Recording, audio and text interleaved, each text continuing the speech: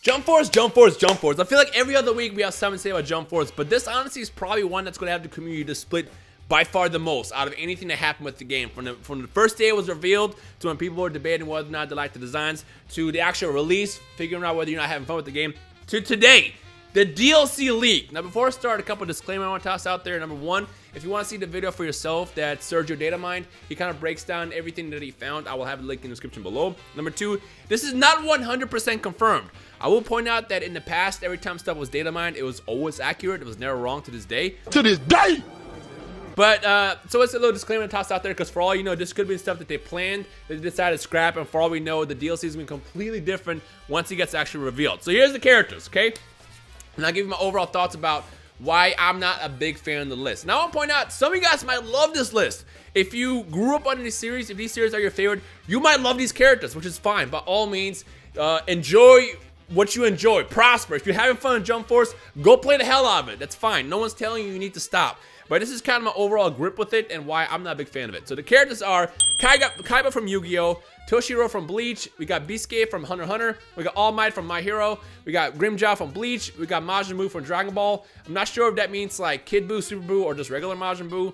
Boo's coming. We got Bakugo from My Hero, we got Madara from Naruto, and then Law from One Piece. Now here's my biggest, I guess, issue with the list. I'll go over all the separate characters as well. But my biggest issue with this list is Jump Force is supposed to represent 50 years of Weekly Shonen Jump. And by the way, before you're like, why aren't they releasing Saitama or Natsu or so-and-so? They're not Weekly Shonen Jump. Weekly Shonen Jump is a specific series. It caters to specific characters. That's why you're not going to get characters like Natsu or Saitama or even people from like Tokyo Ghoul. People keep asking about that. I do want to kind of make that clear. Now, back to what I was saying. Jump Force is supposed to be a celebration for 50 years of Weekly Shonen Jump. Weekly Shonen Jump has been around so long, and their 50-year celebration is supposed to be a game that kind of encapsulates all that. Instead, what we ended up getting, and this is kind of what I talked about in my last video, what we ended up getting was kind of like a half-assed game that just kind of like spits in the face of the fans of the series. Us, all of us. Whether you only grew up with Dragon Ball or One Piece, or you watch all that stuff, in a way, everybody kind of has the issue with Jump Force. Specifically, like I said, my issue is just the characters that decided to throw into the game from the start. Now, the thing what Jump Force does, Jump Force is supposed to represent a game where you just pick your favorite character that you grew up with, you toss them into these fantasy fights against your friends where it's like Goku versus Luffy, Naruto versus, I don't know, Hiei, Yusuke versus Deku, I guess. You kind of mix and match these characters and you have these fantasy fights. It's not like a super complex game, but it's one of those fun ones where you just kind of toss out super attacks, you link combos together, and then call it a day. It's not supposed to be super crazy in depth, but it's just a fun game. That's what J-Stars was. That's what Jump Ultimate Stars was. That's what Jump Stars was. Those games were just kind of fun. Jump Force tried to take that formula, and they kind of like, they took what those games in the past established, but they tried to take it to the next level, but then they kind of, they didn't really nail it as far as gameplay. And on top of that, the last saving grace of the game were the characters where a lot of your favorite characters probably didn't make it into it. In fact, most of the characters in the game were like One Piece characters or Dragon Ball characters. I love Dragon Ball, but I don't think they should have so many Dragon Ball characters in there. Trunks should have been in that game. Cell should have been in that game. As much as I love those characters, I literally have a Trunks and I have a bunch of Trunks figures and Cell figures behind me. I love those characters, but I still don't think those characters should have been in the game. Now, what the perfect Jump Force roster to me would have looked like is something that we saw in J-Stars, but to the next level. Because I feel like J-Stars had a good, healthy balance of characters. You had like a handful of Naruto characters, a handful of One Piece characters, Dragon Ball characters, Yu Yu Hakusho characters. Even One Piece had Hunter x Hunter had a decent placement in J-Stars. So I think my biggest issue with Jump Force is just looking at what the past game did. And by the way, this is a sequel. I had people debate me that this is not a sequel, but it is. Spike Chunsoft made J-Stars. Spike Chunsoft also made Jump Force. It is not a good sequel. Now, if you want to celebrate it, you know, just a regular ass year or Shonen Jump, whatever. But remember, this is 50 years. 50 years of Weekly Shonen Jump, and when they released the final roster, it mostly ended up being Naruto, One Piece, and then Dragon Ball, which again makes sense. Those were like the biggest selling manga of all time. I get it. But at the same time, this doesn't represent Weekly Shonen Jump at all, at least in my opinion. Now, if you love those series, you might love the character roster, which again, you're allowed to like what you're allowed to like. Don't let my opinion sway you. Don't let anyone's opinion sway you. If you go home every single day from school or work, whatever, and you hop on Jump Force and you have fun, by all means, prosper, enjoy the game. But I'm just looking at the roster and I'm just like, why was Kaguya in there from Naruto instead of someone like Madara. Madara was in the last game, which, by the way, Madara is a DLC character. We talked about that in my last video. In my last video, I mentioned if the DLC is a saving grace and they don't have old characters from J-Stars, great. But looks like we have to pay for Madara, who's a used character. You know what the equivalent of having to pay for Madara in Jump Force is? It's like going to Target or whatever, you know, store that's around you. It's like you go in the store and you buy in a game and they give you a used game. At a regular department store, they give you a used game. You ask for a new game, it's like, no. Here, take this used game. Is just as good. But you're buying a used character, a used game on full price. That's essentially what we're getting here. Madara was in the last game. They still have the assets from the last game that they literally just reskinned, updated a little bit, and tossed it in here, and they're reselling it to us. Now, if they had Madara in the game from the start, instead of like Kaguya, for example, sure. I think it would have been great. I mean, I feel like Kaguya would have been a horrible DLC character, but I wouldn't mind if we had Kaguya as a DLC character as long as we had Madara in the start. Let's go down this list. Kaiba from Yu-Gi-Oh! I think Kaiba is by far my favorite character on this list. And by the way, let me know your thoughts as well in the comment section below what you think about these characters. Because like I said, for all I know, a lot of you guys will love the roster. A lot of you guys might hate the roster. We all might have different opinions. Let me know down below how you guys feel about that.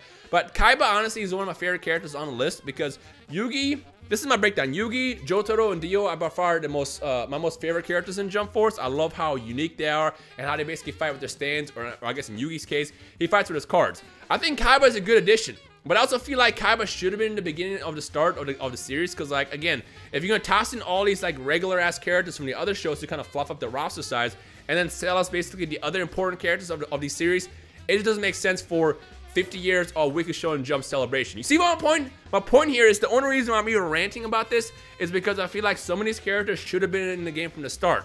I mean, good news is most of these characters are not being resold from J-Stars, but at the same time, it's like they could have still, some of these could have still been in there.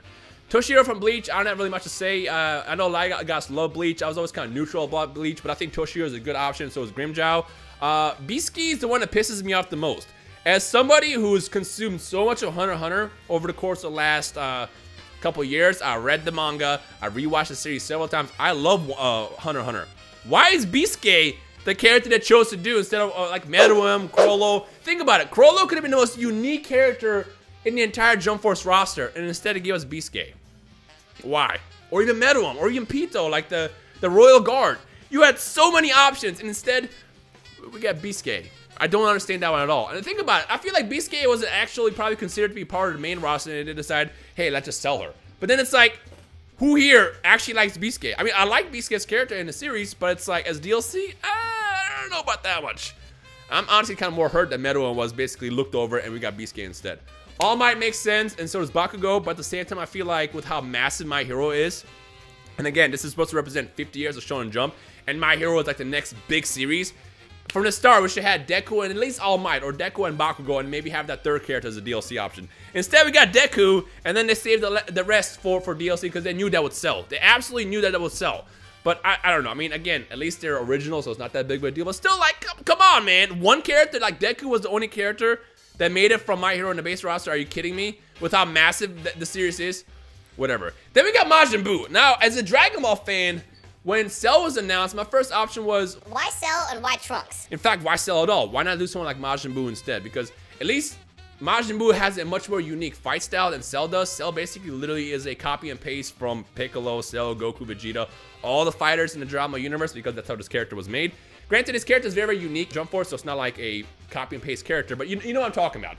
Majin Buu would have been a much better option if you're going to have to add another like iconic character from the Dragon Ball villain side of the universe. And before you ask, what about Broly? Broly's not a manga character. I mean, technically, Dragon Ball Super Broly is now a manga character because he was acknowledged in the Dragon Ball Super manga, but the other characters like Broly, Janemba weren't. So this is all based on the manga characters, so Buu makes sense. But at the same time, it's like, why Majin Buu? I guarantee you a lot of us who are playing this game right now will be willing to trade Majin Buu for any other character. Hell, I'll even trade him for Hiei. And Hiei was in the last game. And I would be kind of upset if Hiei was a DLC, but at the same time, I'll be happy because I like Hiei. He is a great character. And instead, we're getting Majin Buu. I don't understand. Law, I think, is a fantastic option, but my only issue or qualm with another One Piece character is It's another One Piece character. No hate to One Piece. Law is one of my favorite characters from the series. You know, yes, by the way, I have consumed One Piece before. I read all the way through Dressrosa. I watched through Dressrosa. I just kind of stopped at the time because I got really, really busy, and then I never really caught up again. But Law was one of my more favorite characters, and I feel like Law, if I had to choose one more character from the One Piece universe to add into the game, it definitely would be Law. But then again, the problem is why are we getting more One Piece characters when literally we already have like, what, 7? 6? So now we have a total of 7 or 8 if you include this DLC. This is not 50 years of Shonen Jump. This is basically 50 years of, hey, One Piece, Dragon Ball, and then I guess Bleach as well. I don't know. That's my biggest qualm with it. It's not the fact that they chose the specific characters that they chose, except for Biscuit, because fuck Biscuit. But it was more about, this is supposed to represent what Weekly Shonen Jump was for the last 50 years, and it definitely isn't. And after seeing the base roster, the last hope that I had for this game personally was, well, maybe the DLC can be fire. And here we are. Yep. I don't know. Maybe I'm just overthinking it. Maybe I'm just like trying to make this game more than it actually is. Again, Jump Force is supposed to represent just one of those fun anime fires you get home from work or school, whatever, and you fight against your friends with your favorite characters. And I feel like I try to want more out of it, and we're not gonna get that. At least they're trying to work on fixing the game, like fixing the load times and issuing patches like that. So again, as I mentioned in my last video, the big issues with the game isn't something that patch can't fix, but you can fix DLC like this. I don't know. I mean, they did mention if the DLC sells well, they'll probably consider more, which could be something that we can explore down the road. But for now, I'm not a fan of the Season 1. With that said, let me know your thoughts in the comment section below about, number 1, what you think about this list, and 2, which characters you would love to see yourself on this list.